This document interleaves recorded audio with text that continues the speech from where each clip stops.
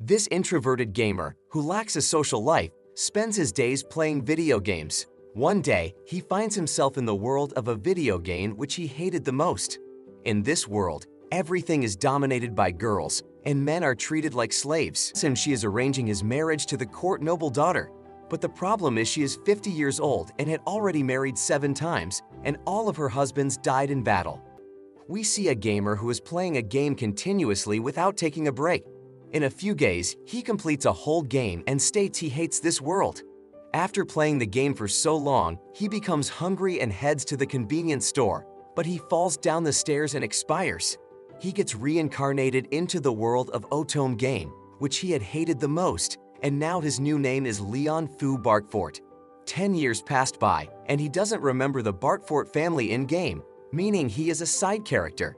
He tried to use his game knowledge to dominate and did a lot of training, but as his life continued, all his ambition disappeared, and he decided to look for happiness as a mob.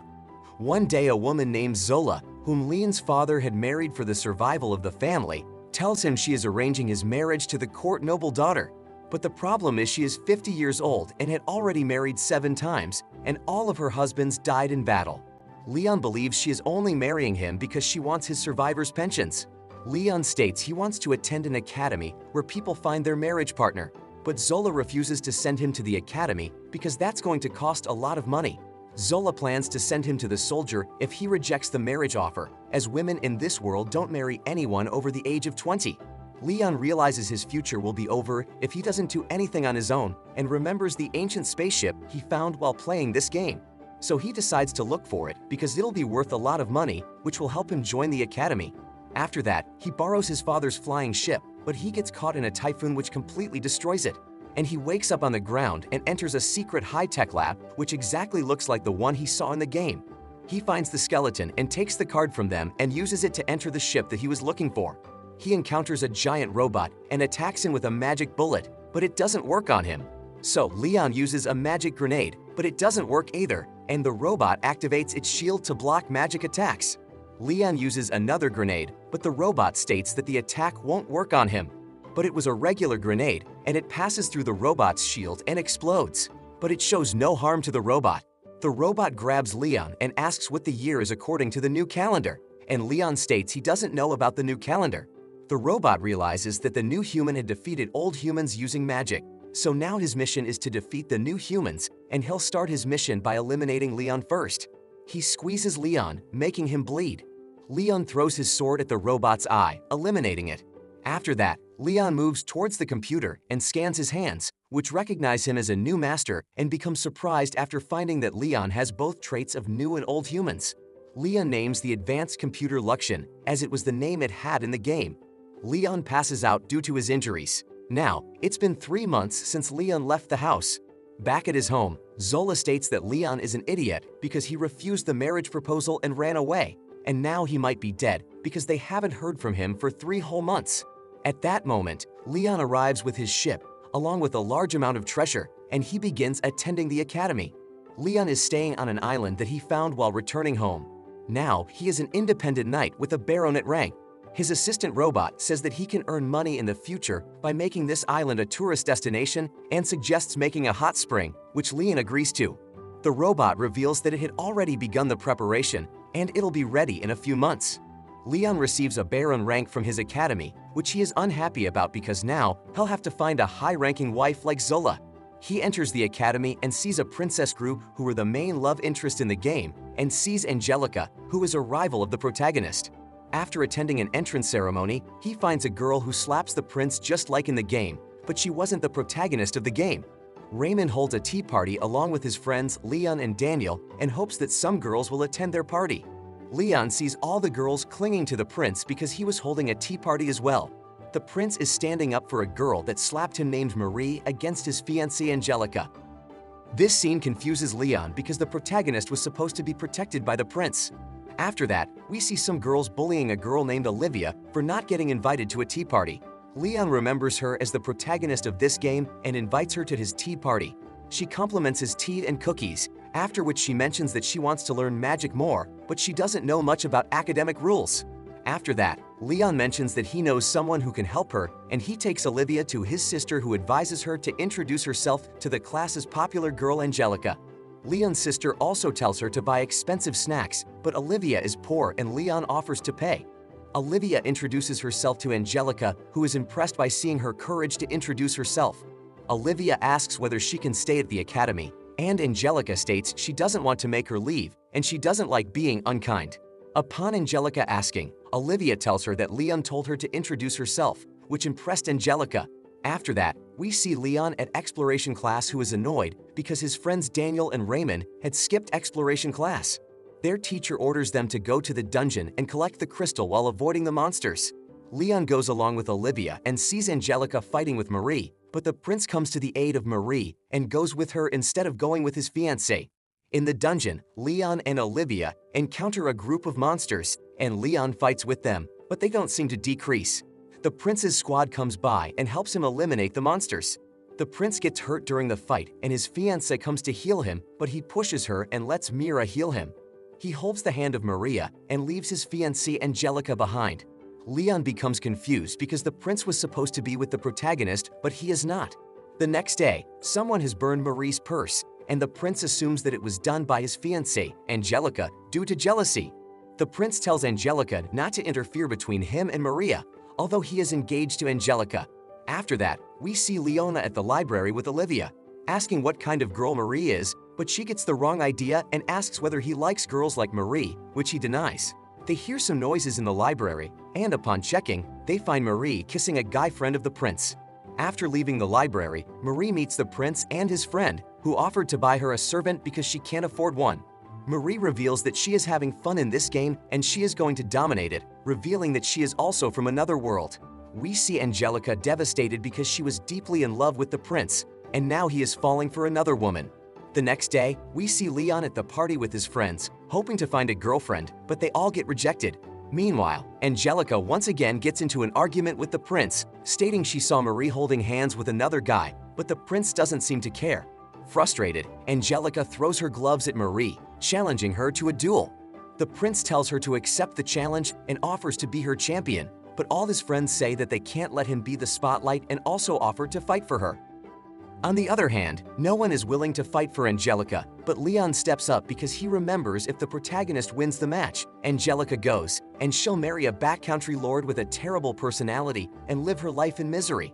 They decide if Leon wins, the prince will stay away from Marie, and if they win, Angelica will never interfere in the prince's affairs again. Leon proposes to have an armored duel in the arena. They offer him to gather 5 people to compete against them, but Leon states that he alone is enough for them. After that, Leon returns to his room and finds some students had vandalized his room in his absence, but his small robot manages to record it, and Leon finds that they forced Daniel and Raymond to do it. Angelica tells Leon to forfeit the duel because she doesn't want him to suffer because of her. But Leon reassures that he can win and tells her that he isn't fighting so that he can ask a favor from her father, but he is fighting because he hates those guys. In the arena, all 5 guys have a big armored robot, and they were standing behind them. Leon also arrives with his armor robot, but everyone laughs at him. Olivia wonders why everyone is laughing, and Angelica reveals that his armor is most likely a lost item which can't be replicated using modern technology, but that doesn't mean it's strong. Leon's armor is bulky, whereas his opponent's armor is made so that they can move very fast. Leon enters his armor robot and asks Luxian to give him his blade number 1 from the backpack. But he is given a shovel and remembers the last time he took these and dug a hole, but forgot to change it. He decides to use the shovel as a weapon, and the fight begins. His opponent jumps at him but is eliminated in one shot, which shocks everyone. His next opponent, Greg, arrives and states he won the first round because his armor was strong, and they start fighting. Greg attacks Leon, but he defends himself and breaks his weapon. He pins Greg down and starts breaking his armor robot. Greg comes out of his robot and states he'll fight him until his last breath, but Leon states he doesn't like bullying weak guys. Leon's next opponent is Chris. He attacks as the game begins, and Leon backs off and uses his drones to attack him. Chris jumps and attacks him using his sword, but Leon breaks it, defeating Chris. He becomes devastated after losing because he had worked hard for it. Leon tells Chris to tell Marie about all of his hard work so she could pity him. Before the next fight, Leon goes to ease himself. Upon returning, he gets informed by Luxian that his sister has set an explosion on the back of his robot on the order of Leon's next opponent, Jilk. The fight begins, and Jilk uses a smoke screen and flies. He shoots him, but it doesn't work on his armor, and at last, he activates the explosive which he had planted earlier, but that doesn't work either. After that, Leon also flies into the air as well. Jilk threatens to harm Leon's family and states his days as a noble are over, but Leon tells him his days as a noble are over, and he has recorded him threatening his family, and he also knows that he planted an explosion on his robot, and if he were to tell this to the prince, he would surely hate him. Leon hits him with his shovel, defeating him, which makes Marie worry because her plan is going to be ruined by a mob. The prince reassures Marie that he'll win and states that his armor is made using the kingdom's greatest technology. Everyone in the crowd cheers for the prince. Before the game begins, Leon asks the prince about his thoughts about Olivia. The prince states that he had never talked to her, so he doesn't have any opinion, and the referee signals to start the fight. With the blow of the whistle at the arena, the fight begins with the crowd supporting the prince, Julius. The kingdom believes that the prince's armor was the strongest armor the technology could offer. Leon, in response without hesitation, starts the battle with the first strike with his shovel. The prince is cautious and defends the strike with his shield and strike backs immediately. The spirit of Prince to fight back fascinates Luxian, and Leons admits that he is a worthy opponent than the other four and wonder if they gave their best.